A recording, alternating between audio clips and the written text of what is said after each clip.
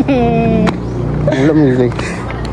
Hi mga kalab! So ngayon po, good morning po at sasabihin po namin sa inyo kung bakit medyo bigla kaming huminto sa pagva-vlog, which is parang mga 1 week lang naman. So kung napapansin nyo po yung mga vlog namin minsan is ano lang, di ba, cut lang po siya, hindi po siya mataas, parang mga 11 minutes lang po, 14 minutes.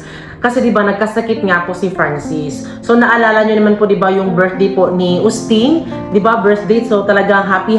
So syempre, ang isa talaga sa hindi mawawala kapag sa mga lalaki ay ang inuman. Pero normal lang yan mga kalab, inuman. So ito na nga po, kagabi po, pagkatapos ng inuman po nila Francis ay nakatulog po siya at hindi po siya nakakain agad. Kasi kumain na kami mga kalab, pero siya is tulog kasi, so hindi na namin siya ginising. So nakakain na siya siguro mga around 1 AM po. So doon na namin siya pinakain. Tapos so diba sa doon sa bandol kami natulog sa mama niya kasi andun kasi yung bahay ng mama niya. So medyo hindi pa tapos yung bahay ng mama niya na pinapagawa kasi medyo naano po yung mga mahangin-hangin. So parang napanuhutan siya kung sa Bisaya pa. Tapos nagulat kami kasi parang medyo dun sa aming fish pond mga kalab, may tumawag daw na parang tumatahol yung mga aso. So tinawagan kami ng kapitbahay namin na agad-agad naman din kami pumunta doon sa fish pond namin para mag-go talaga yung fish pond kung ano ba talaga nangyayari. So doon kami natulog. So tumawid kami doon sa fish pond namin, nagbiyahe kami para kahit nalasing po si Francis, so parang nahanginan siya makala, parang naanuhan siya ng mga hangin-hangin. At doon kami natulog at sinasabi namin sa inyo, di ba, na malabagyo po yung fish pond namin doon. So wala pa din namang mga pader, mga dingding, so kaunti lang talaga.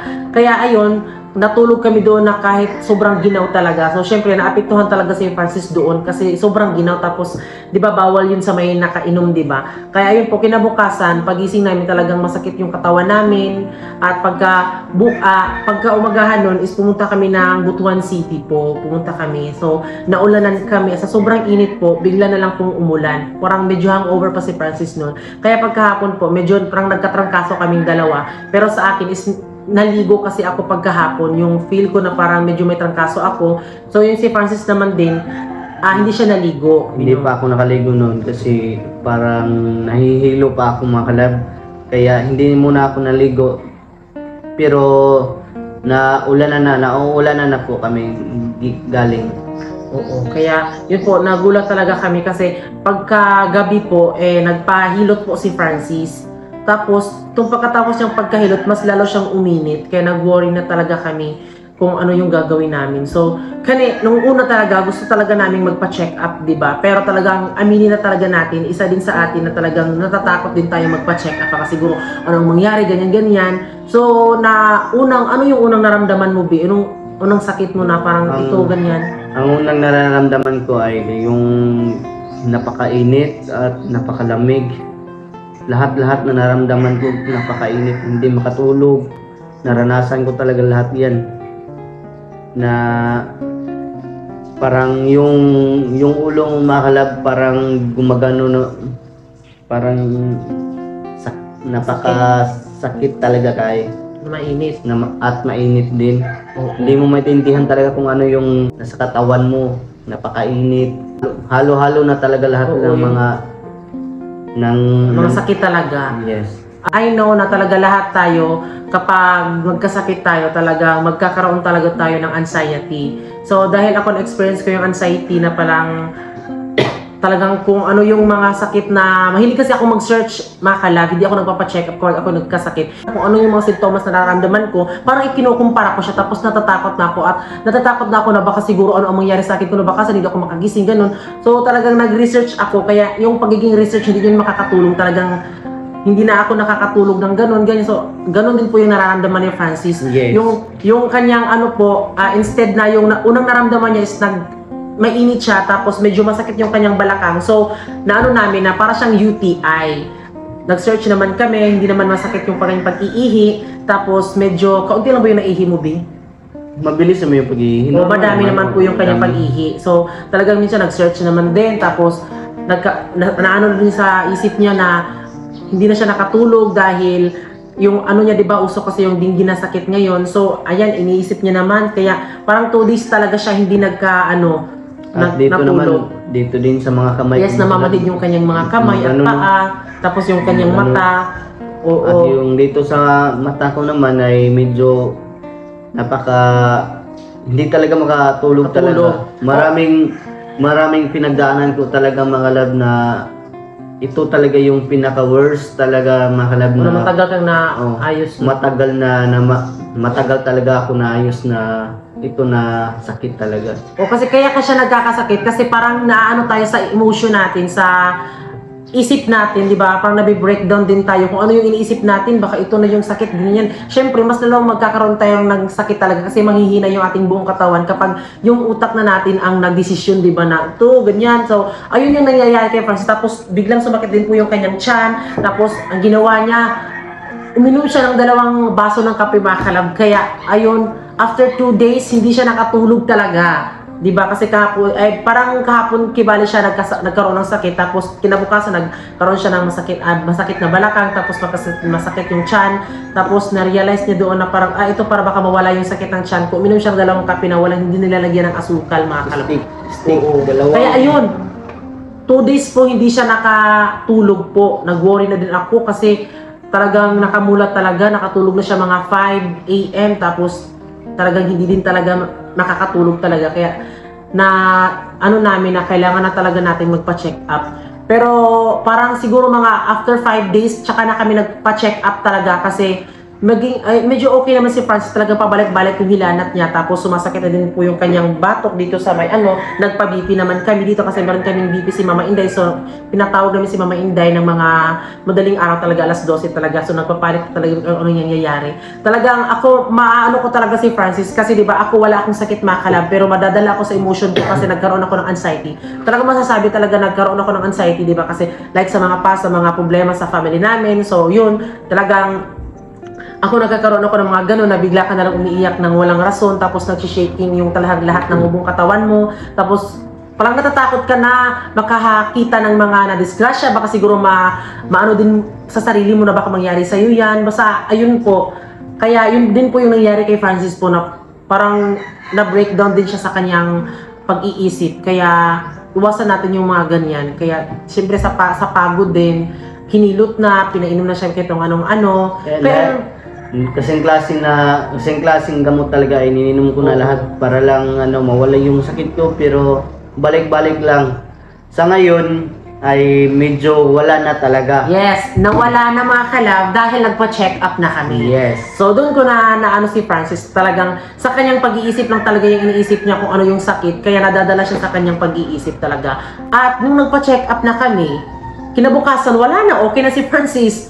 So, nagpa-check yung kanyang dugo, negative lahat, yung sa dengue, negative lahat talaga. So, kanyang pagkasakit ng balakang niya, nawala na bigla, kasi, sabi, UTI talaga to, ganyan.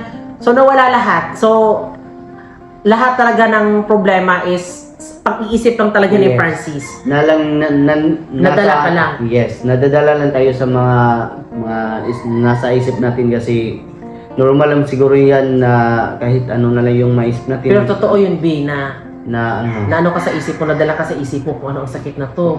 Yes, totoo. Magsasabi talaga ako ng totoo, B. Totoo talaga, B, na nadala talaga ako sa isip ko kasi kahit ano na lang yung lumabas sa akin katawan, maganon, aray, sakit. May sakit naman dito. Okay, alam mong, malusog naman si Francis, di ba? Tapos, talagang talaga siya kasi pag-iisip, talaga natutulala na lang siya. Ganun, sabi gusto niya talagang minomonitor ko talaga si Francis. Alam ko kung ano ang nangyayari talaga sa kanya. Talagang I know na sa pag-iisip talaga niya, iniisip niya na kung ano ang sakit na to. Kaya ayun, simula na nagpa-check up kami, kinabukasan, okay na, wala nang problema. Yes. Kasi namin ni Francis na wala pala siyang sakit, wala siyang problema sa kanyang dugo. Lahat ng sakit na nasa dugo is wala, negative lahat. At ito po mapapatunayan namin na pa-check up talaga kami at talaga kumakabog talaga ang aking puso talaga kasi alam nyo na may anxiety talaga ako, kunting ganyan, talagang nagpapanik, lahat talaga, nag-breakdown talaga ako. Kaya ayun po, kaya ito po makikita nyo po, mga kalab, kung ano po ang nangyayari sa mga pagpapa-check up talaga namin, mga kalab. Kaya ito panoorin nyo po. Dilihiro! Pampanga, sir. Kasi ito natin yung pasyente. Carl Francis. Kita nga, hama pasyente. Sir, palayo po po sa mga kwanto. Paano kayo dugo, di ba? So dahil tapos na magpa-test si Francis ng dugo, so syempre hindi na namin kinunan kasi nakakatakot talaga siya. At ayan, ako na lang po yung nag-signature dyan at bayaran ang dapat bayaran kasi 'di ba talagang sino ba ang hindi na matatakot kung ano ang result ng dugo mo, 'di ba? Kaya talagang nagwo-worry na talaga kami, kinakabahan talaga ng mga mala 200%. Kaya dito makikita niyo po ang mga reaction namin kung ano nga ba ang resulta. Good. Negative. Wala mo yun. Negative. Iba ang nabot wala. Wala tanan ba? Negative. Negative. Dear Lord. Agay bi. Negative. Wala. Agay pislit ni makong Negative. Hindi mo na.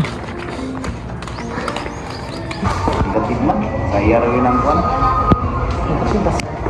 Lukusig lang para mag-rest ka. Wala problema to. Man?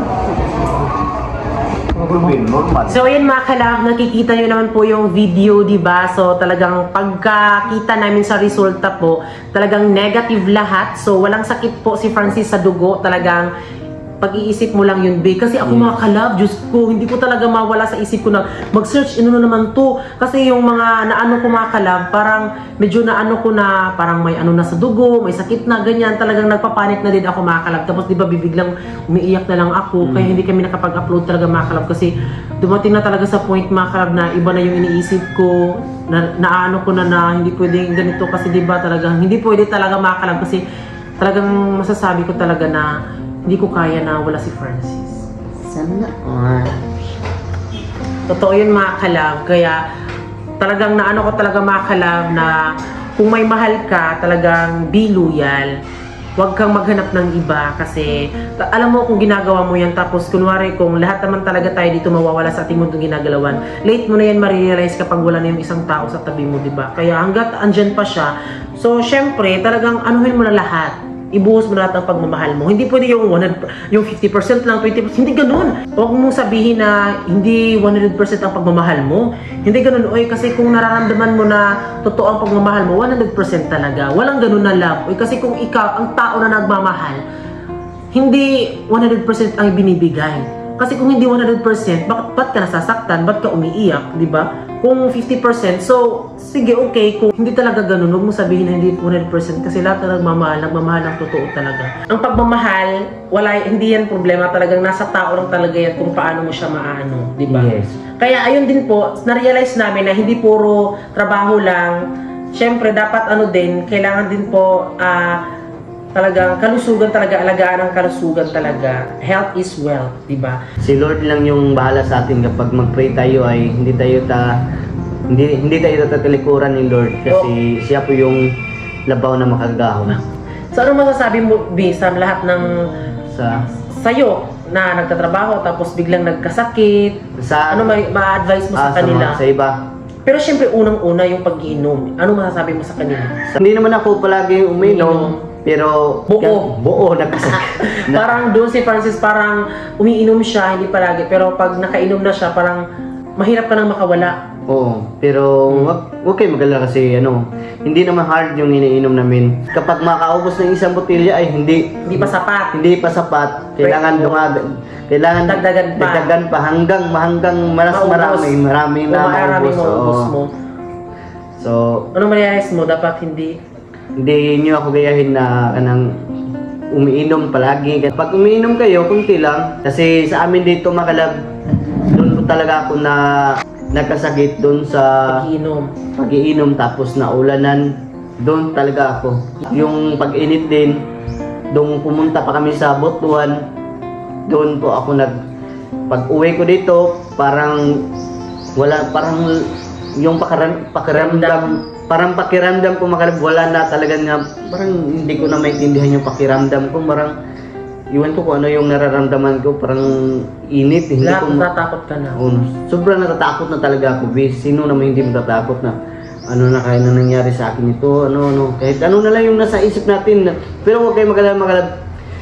Kapag mag-pray kay ni Lord, makalab, si Lord lang yung nakakaalam sa lahat na mawala lahat yung ating mga problema. Oo, at alam nyo ba, hiningi ko talaga mga kalab, talagang naniniwala talaga ako sa mga ganyang mga Panginoon na yan. Kasi, huy, my God, kailangan nating maniwala. Kasi alam mo, kung hindi ka naniniwala sa Panginoon, syempre, hindi mo maabot yung mga pangarap mo or magkaroon ka nagkasakit. Talagang, sobrang swerte talaga natin na dinidinig talaga natin dinidinig po ni Papa God na yung ating mga pray talaga. So, syempre, meron kang tiwala sa kanila. Kasi ako nung time na yon talagang nagpanik talaga ako. Paano ba siya makatulog? Talaga, alam nyo, umiyak na talaga ako kay Mama Mary talaga. Si Mama Mary kasi yung palaging kinakausap ko mga kalab. At siya din po yung rason kung bakit po tinawag ko si Papa Buboy. Uncle Buboy kasi yung tawag ko sa kanya. So, Papa Buboy kasi prinamis ko po na Mama Mary, magpapana kami sa aking stepfather. Kasi si Papa Buboy ay, yan po yung unang asawa po ni Mama Inday. At sila po yung kasal. After mga 21 years or 24 years, nagkabalikan sila. So, ayun, nagkabalikan sila na legit talaga yung asawa ni Mama si Papa Buboy. So, Papa Buboy yung ano ko sa kanya. Kaya si Mama Mary yung palagi kong kinakausap kapag may problema kami. Hiniling ko talaga kay Mama Mary na sana makatulog na si Francis. At kaya nagulat ako mga kalab. Sobrang hilik na talaga ni Francis. Mga 2 AM siya nakatulog mga kalab. Kung hindi ako nagdasal kay Mama Mary. Kaya, ayun po, kinabukasan din mga kalab. Kahapon po, pinaligo ko na si Francis. At ito po yung nangyayari mga kalab. Hi mga kalab! Ayan, good morning! So ngayon po, ayan, dito kami sa dagat dahil pinapaligo po namin si Francis kasi diba galing po siya may sakit. So pinapaligo namin siya ng dagat para syempre magkaroon siya ng energy ulit. At ayan po si Francis.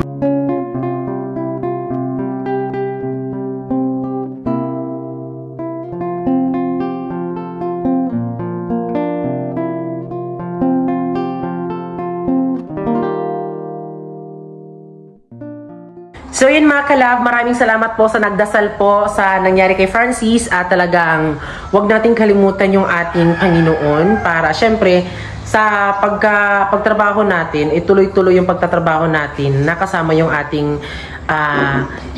Panginoon sa ating puso't isipan natin, sa lahat ng ating katawan is andyan sila.